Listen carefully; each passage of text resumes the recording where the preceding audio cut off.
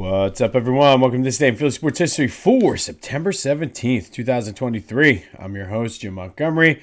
We got a pretty big show for a Sunday here, so let's get into it. But first, a couple of quick housekeeping notes. Yesterday, I talked about Jimmy Fox wearing number 4 in his 1 year with the Phillies. I did go back and do the research. He wore number 2 and number 3 for the A's. And interestingly, I have not been able to say it. This is the third take, and I still can't say it, so I'm just going to leave it in. But interestingly enough, the A's do not have any numbers retired from when they were in Philadelphia. Despite all of those big players they had, Hall of Famers and everything, they don't have any of the numbers from the Philadelphia A's retired. Just thought that was strange. And the Phillies obviously don't have those numbers retired, but they do have the A's section in the Hall of Fame club. So just interesting that the A's get no love from their time in Philadelphia anymore, but oh well. Also, a good day. No Eagles football today. Why not check out the latest Back to the Future? Had a sit down with Ken Avalon, the president and one of the co-founders of the Philadelphia Sports Hall of Fame. They are celebrating their 20th induction class this year. Lots of cool things going on over on their site. Always looking for volunteers for them. So go check that out. Listen to the full interview. It was a lot of fun sitting down. He has a ton of knowledge. And the Philadelphia Sports Hall of Fame just has so many cool memorabilia pieces, artifacts from Philly sports. So be sure to listen to that. That's Back to the Future with a PH, wherever you get your podcast, as well as on YouTube. All right, good win for the Phils, 6-1. Ranger looked very, very good. That's what I needed to see. It helps me, if we could just get Nola right. Now you got Ranger, you have Sanchez, you have Wheeler or Ranger. You have you might not need 5 starters in the postseason, but you have guys that can do it, like Walker and why can't I think of the new guy we just picked up, Lorenzen. But it's good, and he has the right attitude. They were talking about it on the broadcast yesterday. He's like, hey, I'm here to win. If I got to go out of the bullpen, if I got to do that.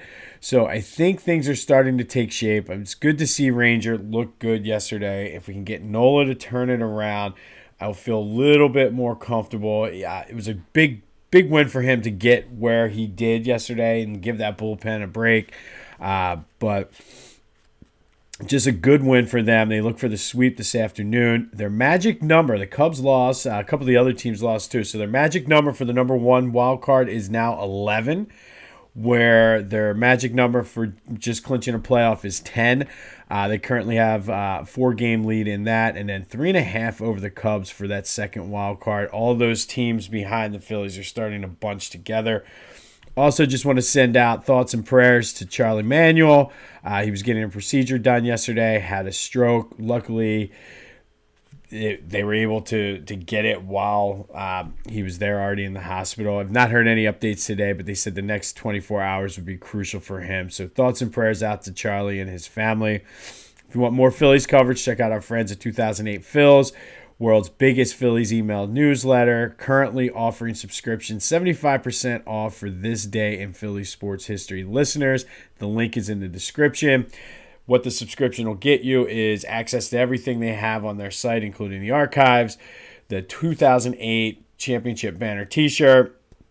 2008 Phils will follow your Twitter account, and I've been saying it, and it really is like this morning he came up and he compares the 1980, 2008, and this year's team, and where they are win-wise. All 3 teams, as of this morning, at this part of the season, had the exact same record. So it's always cool to see little nuggets and tidbits like that.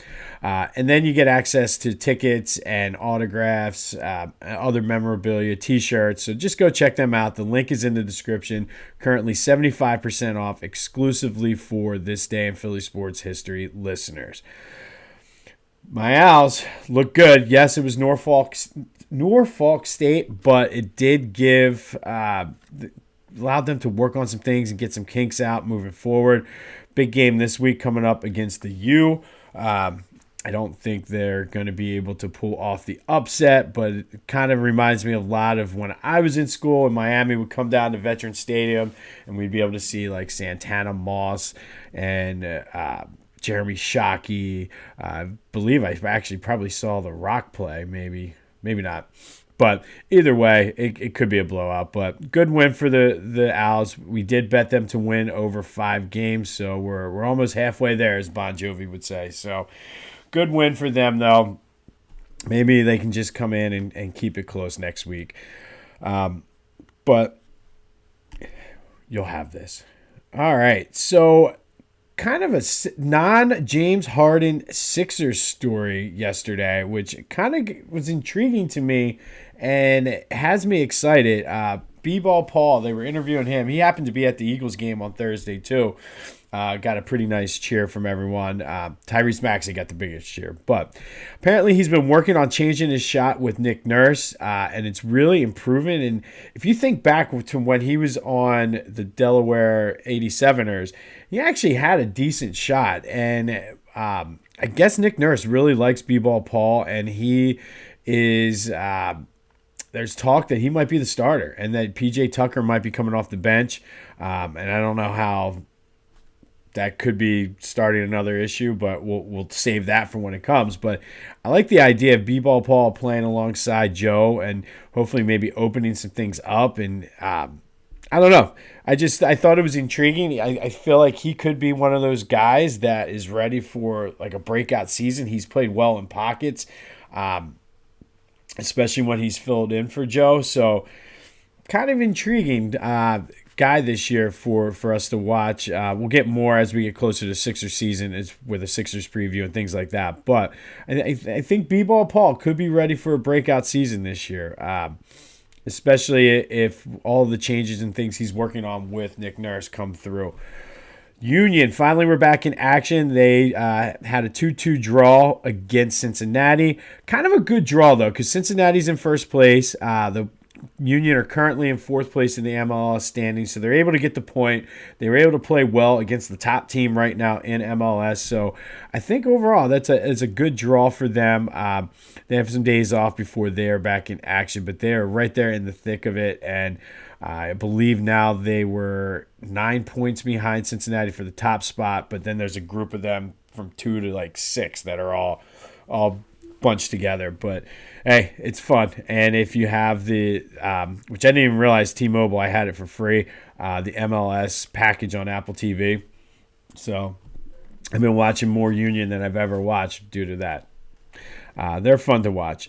Flyers open up the preseason next Monday. But the rookies have been playing. I guess they do rookie games. They were playing up in Lehigh Valley against the Rangers rookies, and some good things. I was watching some of that game in between things yesterday, and Danny Briere seems excited about what the direction of this club is and sort of where they're going. So it's obviously he's going to say that, but like he just seemed like he knew what he was talking about. He was comfortable, and he was like, "No, I got a plan." And I think that for Flyers people, like that's the key, is having a plan. I feel for years they sort of just ran things by the seat of their pants, so now they have somebody in there with a plan.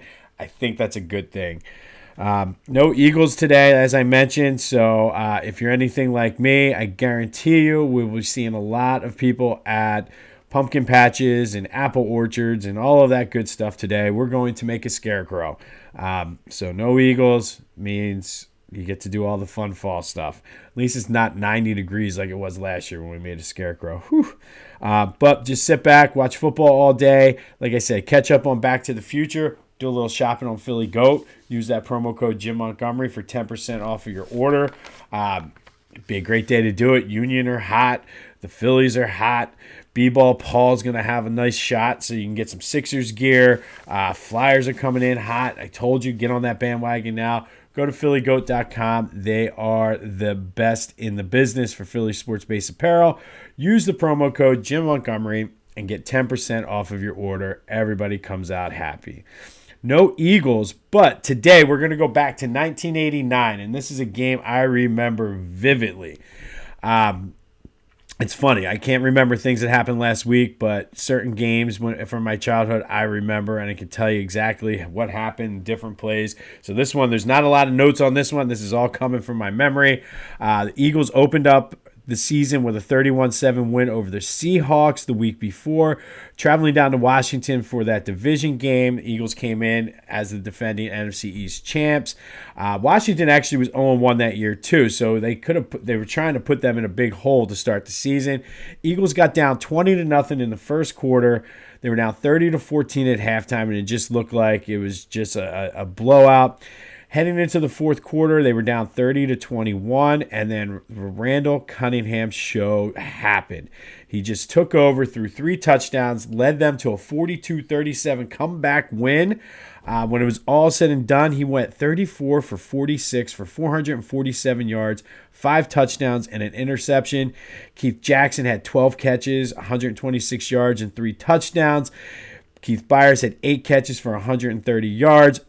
Gerald Riggs had 221 yards for Washington. It just was an overall fantasy football player's dream day. Too bad I was like 10, didn't play fantasy football yet. But the 89 Eagles did go 11-5, got the wild card, ended up losing to the Rams in the wild card round. But on this day, it was one of the greatest games of Randall Cunningham's life, throwing for almost 500 yards.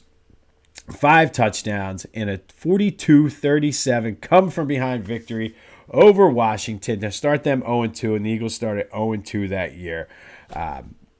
Did go to the wild card, but didn't do so hot there, and it kind of started leading to some of the questions about Buddy Ryan and winning the big one. But for now, the Eagles were on top, 2-0. Okay, who wore it best? This was an interesting one, and I will preface this with sometimes not all the numbers are going to be the best of the best. And I feel number 4 was one of them. I want to say, Dolph Schayes got some love. He was probably the best of the group, but because he played most of his career in Syracuse and whatnot, and he was more of an older player, I get that. But it was Lenny Dykstra coming in with 60% of the vote, winning. Who wore it best, number 4. Ironically enough, Lenny got the majority of the votes, but the number 2 person on the list was a right-in player who I probably should have included for his college career. I'll give you that. I was thinking more Sixers. He played a couple years there, wore the number 4. But Juan Pepe Sanchez did take second place with 4 people writing in votes for Pepe Sanchez, and that was more than anybody else that I had on my list. So sometimes I don't get it all right. But again, today's number will be better, I promise. Okay, we talked a little bit about the Flyers, and Mark Recchi is going into the Flyers Hall of Fame in January of this year. So in honor of Mark Recchi's induction into the Flyers Hall of Fame, today's number is number 8. Currently, Cam York, defenseman for the Flyers, young guy that Danny Briere mentioned in that interview he has high hopes for. Wears number 8. DeAnthony Melton wears number 8 for the Sixers. Marcus Mariota, the guy we hope we never see in a game this year, wears number 8. And Nick Castellanos for the Phillies, who has been pretty much on a tear the past few games. So pretty good group minus Mariota that wears number 8 currently in Philly, but some notable number 8s. Lots of kickers and punters on this list for the Eagles. Donnie Jones, Dirk Johnson. Who could forget Brad Gable? I wish I could forget Brad Gable. Luis Zendejas of the Bounty Bowl fame. Paul McFadden, one of those 2 barefoot kickers to ever play for the Eagles. Dave the Hammer Schultz. Jaleel Okafor, one of the misses in the process. Dick Sizzler. Yes, that is a real name. Tony Taylor. Joe Morgan in 1983 when he played for the Phillies. One of my all-time favorites, Juan Samuel, and Jim Eisenreich of the 93 Phillies. But today we have a much better group than we did yesterday. So obviously we're going to start with Mark Recchi, 10 years with the Flyers. He's 6th all-time on the team's list of assist leaders, 9th all-time in points. Going to go to one of my favorites, Aaron McKee, 8 years with the Sixers. He was the 6th man of the year they went to the finals. Just one of those guys who did it all. He kind of, if you needed him to shoot, he would shoot. You needed him to play defense, he played defense. Sometimes he ran the point. Just an overall good guy. Great college career, but did not wear number 8 in college. And then did coach Temple for a few years there too. And the next two are both Phillies. I cannot decide, so I put them both on the list. The first is Bob Boone. 10 years with the Phillies, 3 Gold Gloves, 4 All-Star games. He is on the Wall of Fame. Helped them win the World Series in 1980 as that amazing catch where he dropped it and Pete Rose was right there on the foul ball. One of the all-time favorites of all the players on that team too. So Bob Boone wore number 8. And finally, 2008 center fielder for the Phillies, Shane the Flying Hawaiian Victorino. 8 years in Philly, 2-time All-Star, 3-time Gold Glover, one of the catalysts of that lineup, always getting on, hit some big home runs and a couple grand slams in that playoff run. So you tell me, it's your turn now. Who is the greatest number 8 in Philly sports history?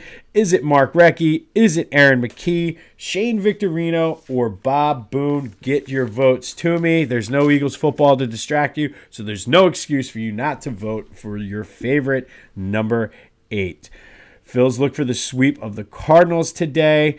I'm looking forward to not having to stress out about football, but I will be making a scarecrow, and that's always a good time too.